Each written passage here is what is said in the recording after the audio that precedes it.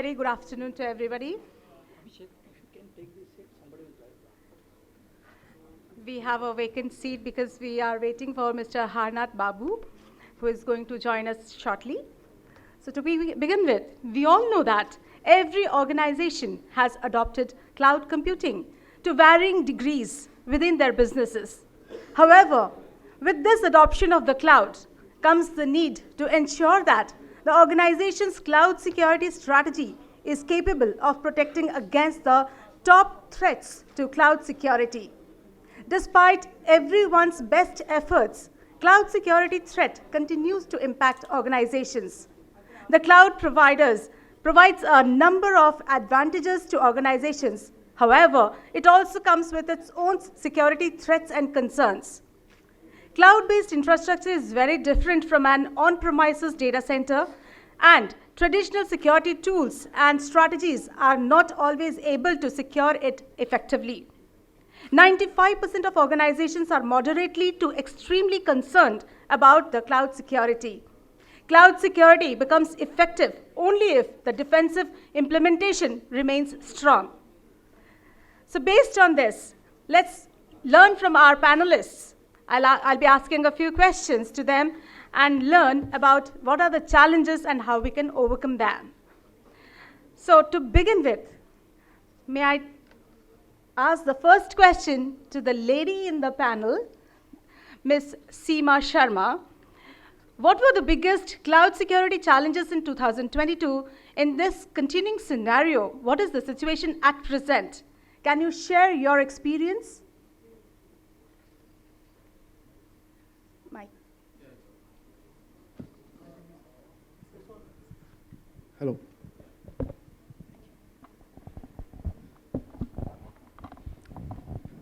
Mohini, just to repeat, you asked about the biggest challenge in 2022? Correct. Okay. Yeah, the biggest cloud security challenges in 2022. Okay. And in this continuing scenario, what is the present situation? Okay, sure. I think the misconfiguration of security settings on the cloud services, in my opinion, is the biggest challenge, and it continues till date. And this gets compounded with the use of multi-cloud environment, because each cloud service provider, it comes with an array of vendor-specific security controls, which not everybody is aware of. And then organization cloud security posture management strategies are not mature enough. They even lack qualified staff who knows how to use these settings while securing and configuring their workloads. And hence the misconfiguration and security oversights are bound to happen, which kind of increases the entire attack surface on the cloud. Additionally, I think API security is also another challenge. The reason being, cloud service provider, you want their customers to be able to use these API easily, and then they make these documentation available to them, which can then be used by the cyber criminals to identify and then exploit the various methods of accessing resources on the cloud. And with the organizations moving toward microservices-based, architecture-based applications, they have these services running with many open ports and communicating with many APIs, and hence the entire attack surface area increases, making entire cloud surface area vulnerable to attacks. Thirdly, there are many actually. I would like you all to be But you patient. can touch upon some very important points. Yeah. So and then data leakage because of the external threats and of course insider threats. And the root causes, they kind of vary from programs or some users accidentally deleting the data, or a ransomware encrypting the data, or somebody misconfiguring the block storage like S3, making it publicly available for anybody to access. And so much so, the cloud storage solutions, they have this feature of letting people share documents with just one link, and this link then can be forwarded to unauthorized users to exploit. Fourthly, the data privacy related challenges, the data sovereignty and data localization issues, right? All these cloud service providers, they have geographically distributed data centers, and most of the organization don't even know where the data is residing. And with GDPR coming into picture, which kind of limits where the EU citizen data can move, it becomes really challenging for us to keep the data within the approved regions. Lastly, the operational challenges of hiring the right skill set, inventorying all your assets, and with that I also mean APIs, controlling the use of shadow IT and shadow cloud services, and then multi-cloud vendor solutions and how they fit together, how they work together. So these are some of the challenges which were in 22 and they continue to be today as well. Thank you so much. And we have Mr. Harnath Babu on our panel. Welcome, sir. I would repeat the same question to Mr. Ravinder Arora, sir. If you can add on some more points to the same question. I mean, very difficult. The way Seema covered all, I was really thinking if she will ask me the same question to me, what I'm going to speak. But I think, I think she covered almost, all challenges.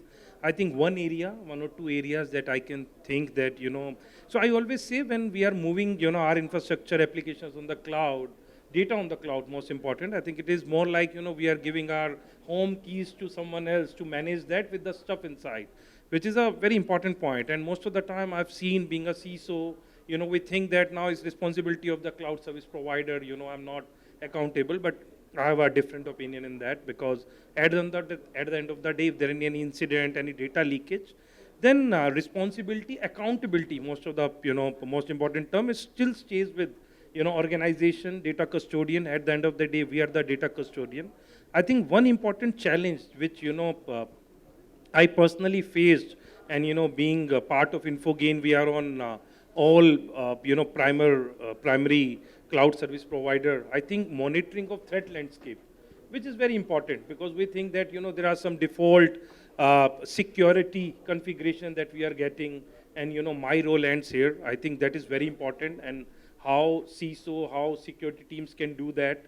And a very important point, I can remember one of the incident which happened in Capital One in US in 2019, and she touched upon the misconfiguration part. I think very important, especially API one. And when this Capital One incident happened and investigation detail revealed, finally it was some misconfiguration. The API, it was actually vulnerable in web application firewall, which was actually deployed at cloud parameter, and which was hacked. So I think this is another area, that challenge, and that will be continue. I also have a dual responsibility of DPO. So privacy point of view, very important. GDPR was one buzz which came in 2018, and we all were talking about. But I think now every country is coming up with their privacy laws, the localization of data, CCPA, California Consumer Privacy Act, Singapore has PDPA. We all know that our PDP came, bounced back, and I'm sure that again, we all are hoping that will come out. So I think privacy of data, which is very important, how we are storing PII, the right of forgotten, all controls around that. I think these are some challenges we all faced in 2022, or I'm sure some of them will be continue, and maybe some new will come in 2023. Thank you. Thank you. The next question I would like to ask to Mr. Major General Dr. Pawan Anand. Cloud deployments are the common target of cyber attacks. So what is your take on it? Yeah, I think, see, cloud deployments are a very attractive opportunity for businesses. You can have variegated infrastructure which you can share with people. You can share data, you can aggregate data through various sources. So it's a very attractive proposition, and that in itself, being an attractive proposition, attracts a lot of people onto it, onto the platforms. Today, I think the CISOs who were surveyed have said that 78% of the breaches are taking place when new technologies are being purchased and put onto the cloud, right? So there are those vulnerable points, as were brought out by Seema and Arora, that misconfigured cloud, for example. I mean, you just can't afford to have a misconfiguration at that end, at the port end, at the destination end, or even at the, the protocols, for example. So I think all these vulnerabilities that come up are definitely going to make them a commonplace for an attack.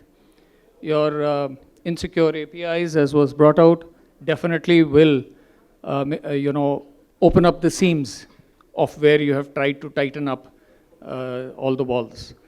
Yeah, one of the other, 2 or 3 other challenges I can think of are, let's look at contractual breaches. For example, if partners and business partners fall apart, I mean, there is every opportunity for one to exploit the other. So there are regulatory aspects that come into it as well. I think all these make it definitely a very common area for attacks to take place. They will take place. More and more people will keep getting onto the cloud. More and more people will become vulnerable to the cloud. I would ask the same question to Mr. Harnath Babu.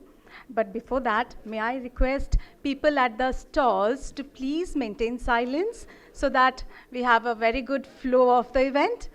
I request all the people at the stalls to please maintain silence.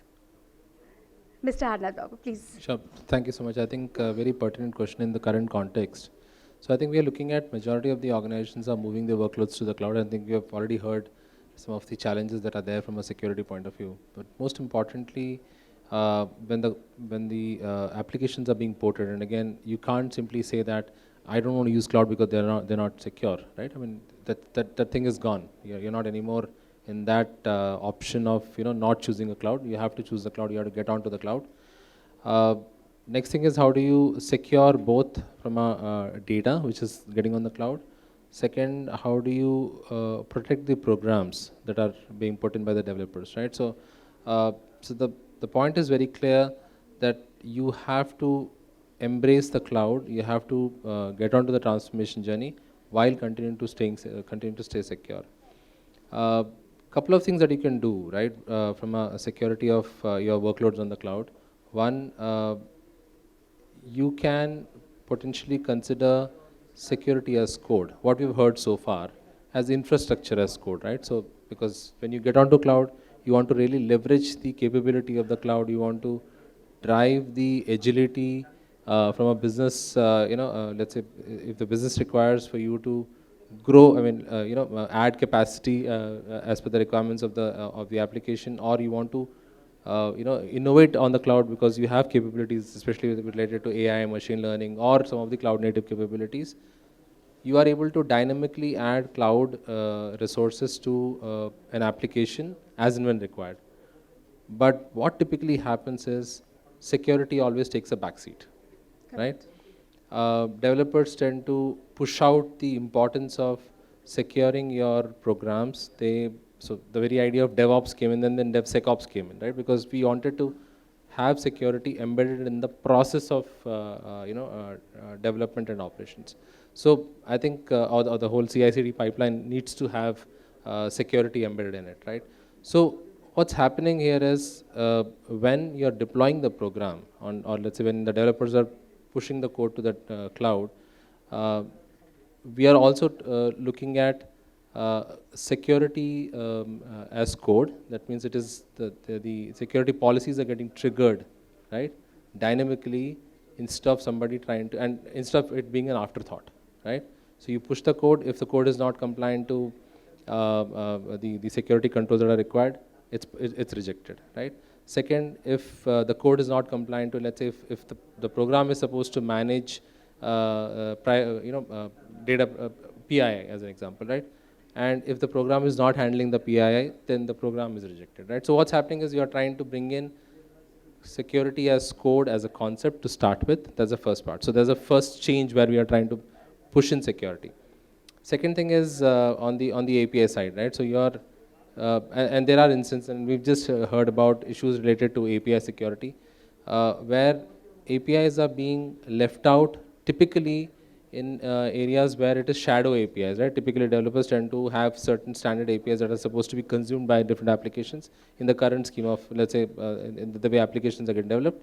But they also leave some shadow APIs, right, for their own testing, or sometimes the data is exposed so much, right? You have the API, you call the API, but the API is actually potentially exposing more data than the desired amount of data. So I think it's important to look at not only from by putting the security controls on the cloud, but embed security in the programs of the code that you're pushing, to embedding security into the APIs that are exposed and consumed by different programs, and making sure that your applications are designed by security and privacy in mind. So basically it's security and privacy by design. Okay, thank you. My next question would be for Anuj Tewari, Mr. Anuj Tewari.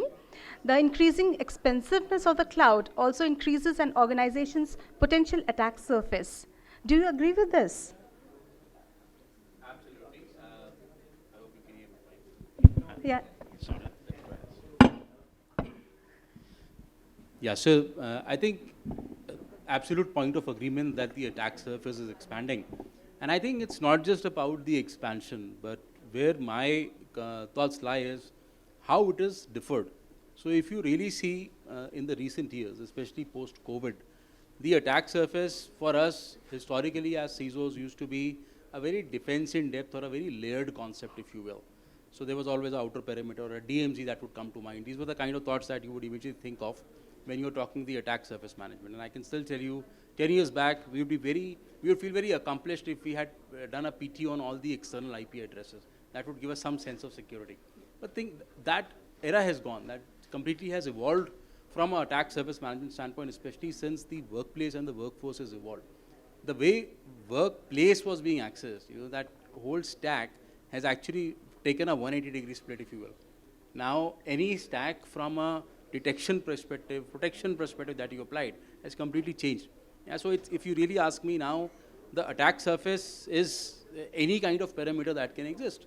So your identity has become something that you want to protect, hence our attack surface. Your endpoints have become something that you want to protect. Your traditional data centers and cloud services, production workloads, and all continue to be something that are areas which adversaries would want to attack and you would want to protect. So has attack surface evolved? Yes, it has. Has it become a lot more complex? Absolutely. Do we have enough technology controls in most organizations which actually address some of these in the new era? Something that I think all of us would like to ponder upon.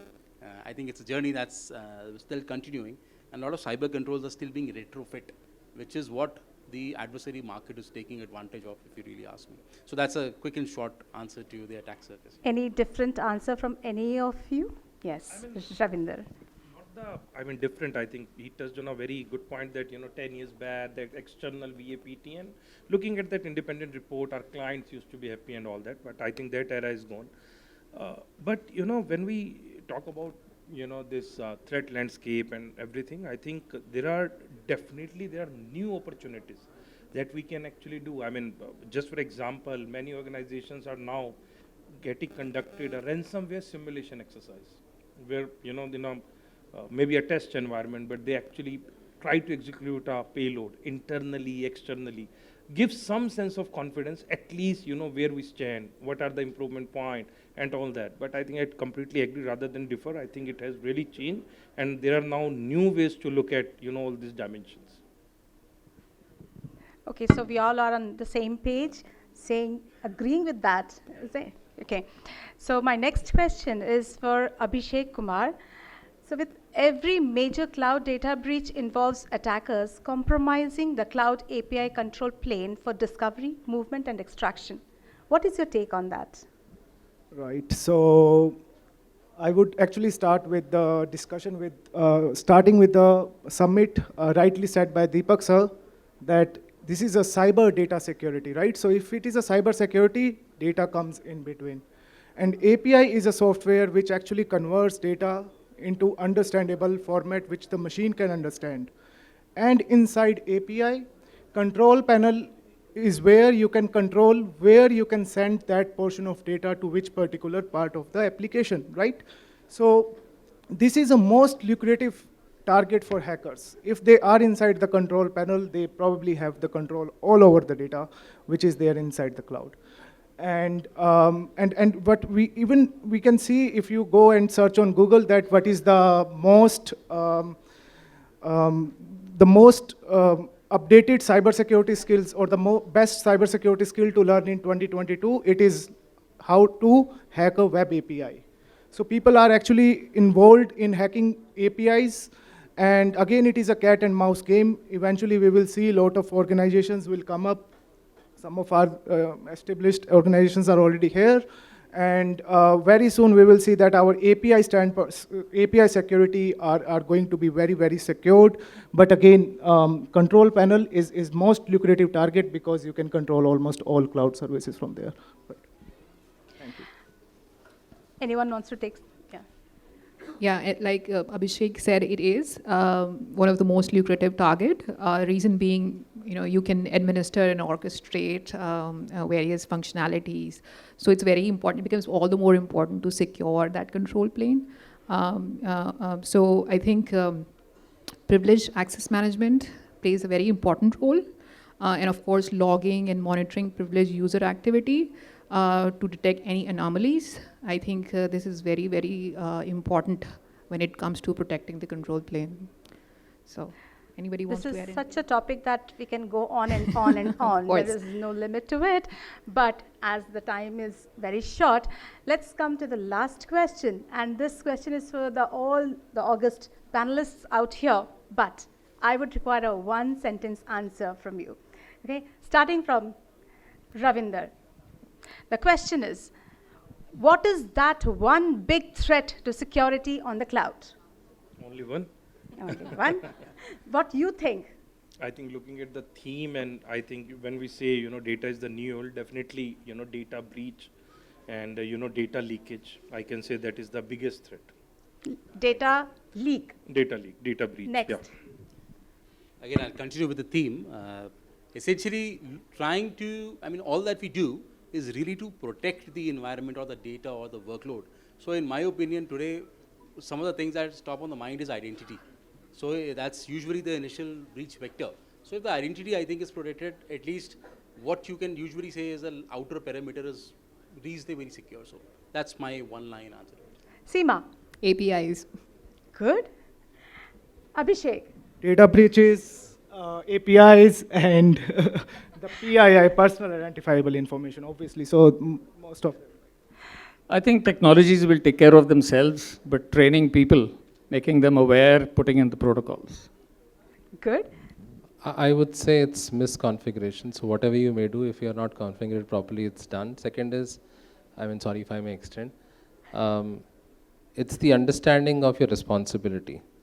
People believe that I put everything on the cloud, it's secure. It's not, unless you secure it. Thank you so much, gentlemen and Seema. To sum up, cloud security and observability are business critical, and it is important to protect your cloud deployments with rich visibility into your cloud posture. Thank you so much